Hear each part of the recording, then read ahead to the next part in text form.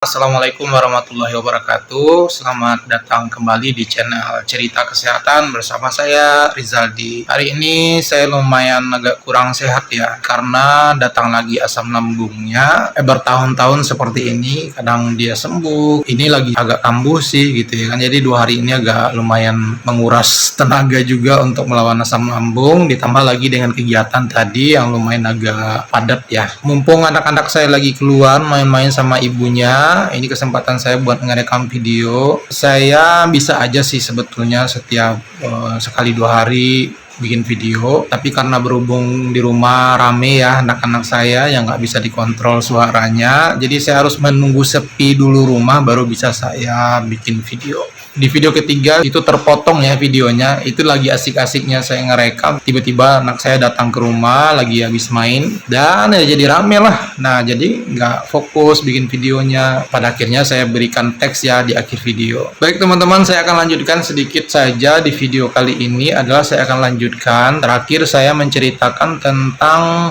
saya lagi di kos ya, waktu itu teman saya lagi kerja ya, jadi tinggallah saya sendiri. Jadi siang harinya itu teman-teman saya istirahat tidur kembali dan kambuh lagi asam lambungnya. Tapi ini saya belum tahu ya, belum tahu sama sekali tentang asam lambung. Tidur siangnya nggak nyenyak sama sekali, susah untuk digerakkan badannya, harus istighfar dulu, harus nyebut-nyebut nama Allah dulu baru bisa bergerak badannya. Itu yang terakhir ya, di video terakhir. Waktu itu saya sempat berpikir bahwa ini kayaknya diguna-guna deh gitu kan, atau ini kayaknya dikerjain orang deh. Nah seperti itu ya, wajar saya berpikir seperti itu karena saya nggak tahu sama sekali ini sakit apa. Dan kemudian pada saat ke dokter, dokternya juga nggak bisa memastikan sakit apa gitu kan. Nah sehingga pada saat itu saya malah sering ruqyah, berobat ke dokter juga sering ya, jadi semuanya dibarengin lah. Dan sangat sering sekali itu kalau udah jam 12, jam 1, jam 2 malam dia kambuh, saya tuh dilarikan ke rumah sakit. Kemudian pas nyampe di rumah sakit dia sembuh. Tuh sering banget seperti itu. Nah pada akhirnya karena saya kan nggak mungkin bersama dengan teman saya yang sekos itu, karena dia sibuk sekali ya, dari pagi kerja pulang malam gitu, nggak mungkin saya sering ditinggal sendiri dan nggak mungkin saya bisa menghandle diri saya sendiri. Kemudian saya berniat kembali ke tempat teman saya yang dagang itu supaya perhatiannya lebih banyak ya di situ ya, karena banyak orang di sana. Terus kemudian asistennya juga bisa bantu-bantu saya lah, mungkin misalnya menyediakan makanan, kemudian minum dan segala macamnya yang mungkin saya perlukan gitu. Terus kemudian saya tuh mendadak ingin diperhatikan gitu teman-teman. Padahal saya orangnya mandiri ya. Saya memberatkan orang tuh nggak mau sama sekali. Itu prinsip hidup saya.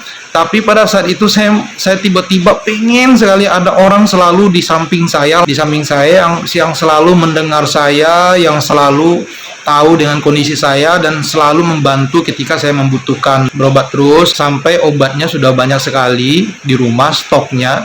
Dari dokter ini, dokter itu, dokter ini, udah banyak lah obatnya gitu ya. Belum lagi ke alternatif juga ada obat-obat yang harus saya konsumsi dan itu sudah menumpuk di rumah gitu teman-teman. Sudah beberapa hari kemudian lah, saya lupa hari keberapa, tapi setidaknya sekitar hampir seminggu lah ya, hampir seminggu itu saya nggak bisa kemana-mana. Begitu saya berdiri pusing kayak mau jatuh gitu teman-teman, nggak bisa saya ngapa-ngapain, berdiri sedikit saja jatuh, berdiri sedikit mau jatuh gitu. Nah sehingga pada akhirnya saya nggak bisa ke tempat dagang lah teman-teman. Nah terus kemudian di hari ke-7 lah kalau nggak salah, itu saya paksakan saya harus dagang karena saya nggak mungkin ini bertahan di rumah seperti ini dengan ketidakjelasan sakit saya ini. Saya meminta kekuatan ya sama yang kuasa. Ya Allah tolong berikan saya kekuatan, saya ingin dagang, apapun yang terjadi pada diri saya ingin dagang. Saya paksakan waktu itu pergi dagang bersama dengan teman saya yang punya dagangan. Jadi pergilah tempat dagangan ke Pasar Mandiri ya, Pasar Mandiri namanya teman-teman, yang di Gatot Subroto. Jadi Bank Mandiri itu di belakangnya ada pasar, biasanya disebut dengan Pasar Mandiri teman-teman. Jadi teman-teman saya yang pedagang-pedagang di sana pada nanya, loh kenapa, sakit apa kok sampai segitunya, sampai udah beberapa hari nggak datang-datang. Nah gitu kan nanyanya begitu. Saya bilang saya sakit gitu kan, saya nggak tahu, tiba-tiba saja saya sakit. Padahal abang-abang dan ibu-ibu kan tahu selama ini kan saya sehat-sehat aja gitu.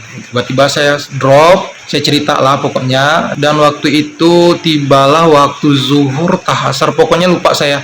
Jadi waktu itu sholat ya, sholat, saya lupa zuhur tahasar waktu itu karena udah lama banget ya, tahun 2005. Ini harus saya ingat-ingat lagi nih. Biasa lah ya kalau kami tuh dagang di situ jam-jam sholat itu biasanya ke masjid ya. Masjidnya nggak terlalu jauh lah dari tempat dagangan. Jadi kalau waktu zuhur, asar ya para pedagang sih rajin ke masjid ya di sana. Nah kemudian setelah sholat teman-teman, habis itu kan saya duduk sebentar lah dalam masjid. Lalu tiba-tiba salah satu teman saya yang orang Minang tapi nggak sekampung dengan saya ya. Jadi kenalnya memang waktu di dagang itulah pokoknya. Nah itu dia nyamperin saya waktu saya lagi nyandar ke dinding masjid. Lalu dia tiba-tiba datang dan bilang ke saya, Rizaldi katanya, ini nggak bisa kamu bertahan di sini. Kamu harus pulang katanya. Jangan bertahan dengan kondisi seperti ini. Nah, terus kemudian beliau juga menyampaikan, kalau kamu ingin lanjut dagang, nanti setelah kamu sembuh. Jadi yang kamu harus lakukan sekarang adalah kamu harus pulang. Maksudnya pulang kampung ya bang? Iya harus pulang dulu katanya. Ini nggak benar katanya. Nah ini si abang ini juga nggak tahu ya kalau sebetulnya ini adalah asam lambung ya. Jadi semua orang nggak tahu, saya sendiri nggak tahu, apalagi orang lain ya. Dan mungkin orang-orang juga berpikir ini kayaknya sakitnya arah ke mistis gitu ya teman-teman ya. Biasanya kalau udah mistis-mistis itu kan sebaiknya kita pulang dulu berobat. Nah begitu. Dan saya berpikir apakah benar saya harus pulang? Masa pulang dengan tangan kosong? Malah membebani pulang gitu kan dengan penyakit saya ini gitu kan. Jadi selama ini saya kan menginformasikan ke orang tua itu sebetulnya saya nggak pernah saya bilang sakit, saya sehat saja, aman-aman aja gitu. Nah ini yang saya pikirkan adalah saya pulang membawa keadaan sakit seperti ini.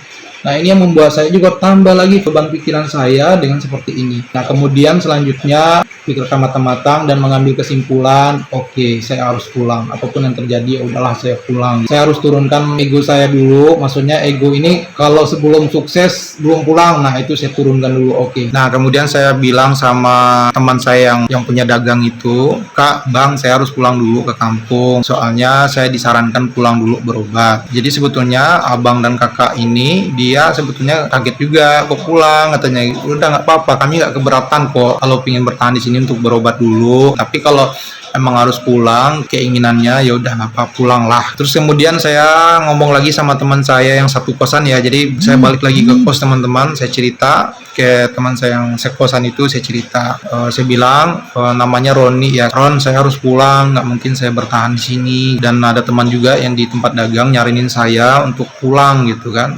Oh serius mau pulang katanya kan? Iya pulang lah katanya. Ya udahlah kalau pulang dulu katanya kan, berobat dulu. Tapi kamu harus balik ya, kalau udah sembuh balik lagi biar ada teman lagi di sini katanya gitu. Saya bilang iya pasti saya akan balik kalau saya sembuh. Mungkin dalam seminggu lah saya berobat, mudah-mudahan seminggu itu saya sehat, saya akan kembali. Nah sehingga pada akhirnya terus kemudian saya pamit ya, sudah pamit ke teman saya yang punya dagang, sudah pamit ke teman saya yang kosan, dan kemudian kalau nggak salah saya juga sampaikan juga ke tante saya yang di Tangerang, tapi saya nggak cerita detail ke tante saya kalau saya sakit apa. Jadi saya bilang saya mau pulang aja gitu. Oke, nah kemudian saya packingnya sederhana aja karena memang niat saya balik lagi nih. Saya nggak mau banyak-banyak barang yang dibawa pulang. Maksudnya memang pulang, habis itu nggak balik lagi. Itu memang ada niat balik lagi. Pokoknya saya pingin dagang lagi gitu. Karena kan waktu itu terakhir saya dagang itu pelanggan saya lumayan banyak ya di bulan ketiga gitu. Bulan kedua, bulan pertama memang nggak terlalu banyak.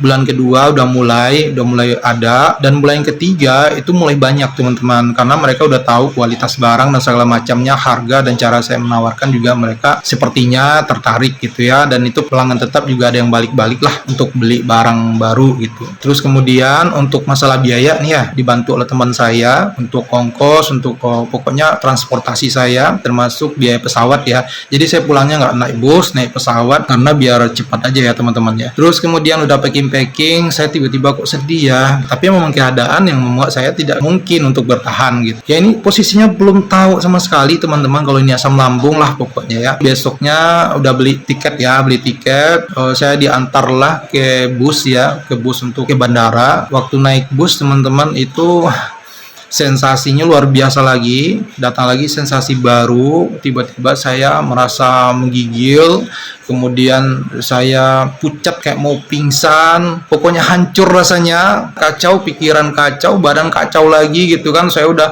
menggigil, merasa kesakitan. Saya berpikir lagi, ini jangan orang-orang dalam bis ini pada kaget ngelihat saya gitu kan. Saya itu bertahan terus di dalam bus itu sampai bandara. Selama dalam perjalanan itu dia kambuh, teman-teman, kambuh ya, perasaan saya kacau lagi, pikiran saya kacau lagi, semuanya bangkit, saya istighfar terus ya kan, sampai bandara istighfar terus. Nah, nyampe di bandara sempat dia normal sebentar. Nah, begitu saya di boarding pass gitu ya, nunggu keberangkatan, itu datang lagi kambuh lagi, itu udah dibawa lagi ke suasana, ke alam yang berbeda yang tidak saya inginkan, datang lagi ke situ. Ini udah gak bener gitu kan, hidup saya udah gak bener nih, udah parah gitu, betul-betul kayak diguna-guna atau apa gitu kan. Jadi dia tuh datang tiba-tiba tanpa saya melakukan apa-apa, tiba-tiba aja datang gitu kan. Nah, sebelum naik pesawat nih teman-teman ya, saya udah berdoa, ya Allah, selama dalam pesawat jangan ini kambuh ya kan. Ini kalau udah kambuh nih parah gitu kan, gak ada yang bantuin, dan orang-orang di dalam pesawat akan heran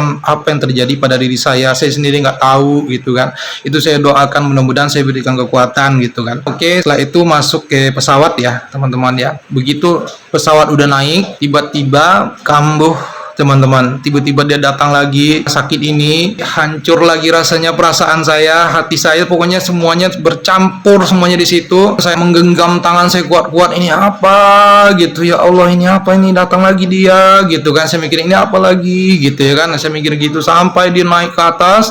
Begitu naik di atas, reda sebentar, datang lagi. Jadi selama dalam perjalanan di pesawat itu teman-teman, saya tuh merasa di mana gitu, benar-benar parah. Dan itu pengalaman yang menurut saya, ya Allah, ini menyuramkan lah pokoknya gitu. Istighfar terus, pokoknya baca-baca, menurut saya bisa mengademkan perasaan. Setidaknya kalau saya mati nih, saya mati dalam membaca kalimat-kalimat Allah. Nah gitu yang saya pikirin gitu ya kan. Nah, jadi pasrah, istighfar terus ya kan, sampai pesawat itu nyampe di Padang. Pas landing kambuh lagi dia teman-teman, saya istighfar lagi. Tapi setidaknya saya nggak sekhawatir waktu naik dan di atas ya. Kenapa? Karena kan kalau udah landing dia berarti kan udah turun ya. Oke, nah akhirnya sampai lah gitu teman-teman. Sebetulnya memang sudah saya kasih tahu orang tua ya kalau saya pulang, dan kemudian saya nggak ingin mereka tuh jemput saya ke bandara. Karena itu tadi teman-teman, prinsip saya nggak mau sebetulnya memberatkan orang, apalagi orang-orang yang saya sayangi gitu ya kan. Kalau dari bandara itu ke kampung itu sebaiknya memang travel ya. Kalau bis dia lambat ya, jadi saya naik travel, dan di dalam travel teman-teman itu 4 jam ya, dari bandara ke kampung saya itu 4 jam. Kambuh lagi, parah lagi teman-teman. Oke teman-teman, anak saya udah datang lagi dari main-main, jadi kita pending dulu cerita selanjutnya. Teman-teman subscribe dulu videonya dan aktifkan loncengnya untuk tahu video terbaru dari saya ya. Saya akan tetap bagi ini ceritanya sampai saya tahu asam lambung dan apa yang saya lakukan setelah itu gitu teman-teman. Silakan ditunggu terus ya videonya. Terima kasih sudah mengikuti. Banyak mau. Wassalamualaikum warahmatullahi wabarakatuh.